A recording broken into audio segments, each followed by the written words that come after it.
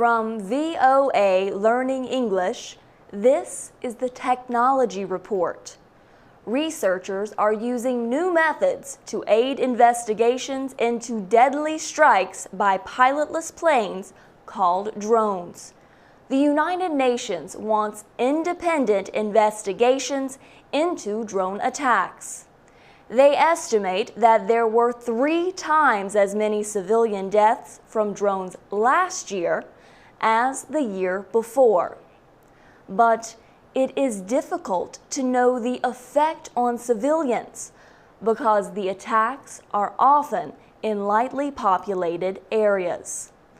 Scientists from Goldsmiths, University of London, and CityU Research in New York are trying to learn more. They have been gathering evidence to create 3D moving images of drone attacks. They call the process forensic architecture. The researchers use satellite images of places before and after an attack. They also examine reports from witnesses, local maps, and other information. The goal is to help investigations into drone strikes that happened in Pakistan, Afghanistan, Yemen, Gaza, and Somalia. The research will be included in a United Nations report on the legality of drone operations. Kat Craig is the legal director for the charity organization Reprieve.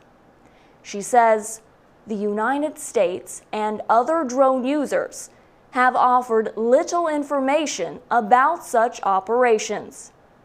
She says there is no openness about the drone attack targets or results. Douglas Murray is the Associate Director of the Henry Jackson Society, a policy research group based in London. He says drones are the best choice of bad choices to try to deal with radicals and terrorists.